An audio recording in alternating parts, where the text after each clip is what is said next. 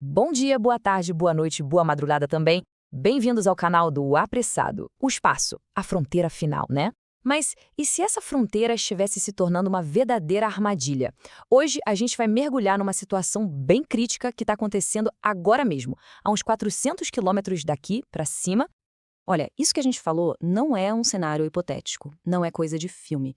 É uma realidade cada vez mais comum para os astronautas e que joga uma luz num perigo crescente e, muitas vezes, totalmente invisível na exploração espacial. Para a gente ter uma noção do tamanho do problema, vamos começar pelo incidente mais recente que aconteceu, um drama de altíssimo risco envolvendo a tripulação da Estação Espacial da China, a Tiangong. Imagina a cena, depois de mais de 6 meses flutuando no espaço, contando os dias para voltar para casa, você recebe a notícia de que a sua carona foi cancelada. Foi exatamente isso que aconteceu com essa tripulação. A cápsula que ia trazer eles de volta foi considerada perigosa demais para a viagem, o que forçou a China a ativar um plano de emergência. Eles estão seguros lá na estação, por enquanto, mas com aquela incerteza que deve ser angustiante, né? Sobre quando e como eles vão poder voltar para a Terra. A agência espacial chinesa foi bem sucinta, sabe? Falou o mínimo possível sobre os detalhes do dano. E essa falta de transparência acaba preocupando a comunidade internacional, porque lá no vácuo do espaço não existe fronteira. Um problema que afeta um país hoje, amanhã pode muito bem afetar todos os outros. Entender exatamente o que causou o dano é fundamental para a segurança de todo mundo que está lá em cima. E o que é mais alarmante é que esse caso chinês não foi um evento isolado, um raio em céu azul. Na verdade, ele é só a peça mais recente de uma série de incidentes que juntos formam um padrão bem preocupante. Vamos dar uma olhada na linha do tempo para entender melhor. Olha só isso. De 2022 a 2025, a gente vê incidentes bem graves envolvendo os 3 maiores programas espaciais do planeta: Rússia, Estados Unidos e China. Isso não tem cara de coincidência, tem? É a prova de que ninguém está imune. A vulnerabilidade em órbita é universal. Essa tabela deixa bem claro que o problema é sistêmico. Não importa se é por impacto de um micrometeorito, falha de equipamento ou suspeita de colisão com lixo espacial, o resultado é o mesmo: missões que precisam ser estendidas e astronautas colocados em risco. A tecnologia de ponta e anos de experiência já não são mais uma garantia de segurança. Bom, antes da gente mergulhar na causa técnica por trás de todas essas situações de perigo, vamos àquela pausa rápida. Pessoal, se estiverem gostando desta análise, por favor, compartilhem o canal e deem o like. Ajuda muito. Então, quem é esse inimigo invisível por trás dessas falhas todas? A resposta está numa nuvem. Uma nuvem gigantesca e que não para de crescer, feita de lixo espacial, que orbita o nosso planeta a velocidades absurdas. Hoje, a NASA rastreia mais de 36 mil objetos maiores que 10 centímetros. Para se ter uma ideia, é o tamanho de uma bola de softball. Agora, imagina dezenas de milhares de bolas de metal viajando a 28 mil quilômetros por hora. É isso, são satélites que não funcionam mais, estágios de foguetes abandonados, fragmentos de colisões antigas. Um verdadeiro campo minado. E não precisa ser um objeto grande para causar um desastre. O projétil que atingiu a cápsula russa Soyuz MS-22 tinha um tamanho estimado de 1 milímetro. Um mísero milímetro, mas foi o suficiente para perfurar o sistema de refrigeração, o que causou um vazamento e fez a temperatura lá dentro subir para 30 graus Celsius.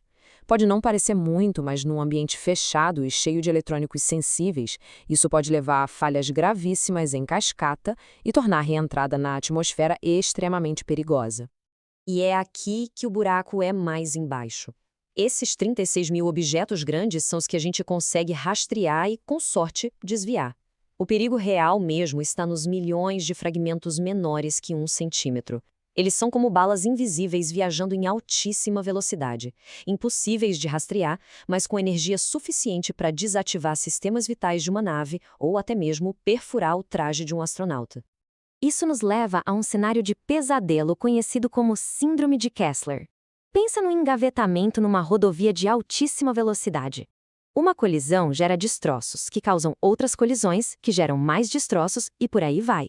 É uma reação em cadeia que, em teoria, poderia criar um campo de detritos tão denso que tornaria a órbita da Terra intransitável por gerações. A gente ficaria preso aqui. como alerta o especialista Darren McKnight, cada um desses impactos, como o que provavelmente danificou a cápsula Shenzhou 20, é um sintoma da doença. É um pequeno aviso de que aquele cenário catastrófico da Síndrome de Kessler está se tornando cada vez mais plausível. Diante desse perigo, que é claro e crescente, a pergunta é: o que a gente pode fazer? Felizmente, não estamos de mãos atadas. Existem soluções, e elas se baseiam numa palavra-chave: cooperação. A proposta central é tratar o espaço do mesmo jeito que a gente trata o alto mar. No mar, existe uma lei internacional, um dever universal de prestar socorro a qualquer embarcação em perigo, não importa a bandeira. Os especialistas defendem que precisamos, para ontem, de um sistema equivalente para o espaço. O engenheiro Jan Olsberg aponta para um risco ainda maior. As missões que não atracam numa estação espacial, as chamadas missões de voo livre. Elas não têm um porto seguro. Se a espaçonave é danificada, a tripulação fica à deriva, com oxigênio e suprimentos limitados. Para eles, um resgate rápido não é uma opção, é a única chance de sobrevivência. E a boa notícia é que as soluções não são ficção científica. São passos práticos e relativamente simples. Já pensou se todas as espaçonaves tivessem o mesmo tipo de tomada para acoplamento de emergência? E se todas usassem frequências de rádio padronizadas para se comunicar? O desafio não é tecnológico, é político. Exige colaboração. E o custo disso? Surpreendentemente, não estamos falando de criar uma nova NASA. A proposta do Olsberg é começar com um pequeno centro de coordenação, uma espécie de torre de controle global para resgates espaciais. O custo seria uma fração mínima do orçamento dos programas espaciais, mas o retorno em segurança seria imenso. Resumindo a ópera, os incidentes com astronautas presos em órbita estão se tornando um padrão perigoso. A causa é o lixo espacial crescente, onde até um fragmentozinho pode ser fatal. A solução não é só tecnológica, mas sim criar um sistema de resgate internacional, baseado em padrões e cooperação. A abordagem atual, de improvisar a cada crise, simplesmente não é mais sustentável. E isso nos deixa com uma questão fundamental para o futuro da exploração espacial.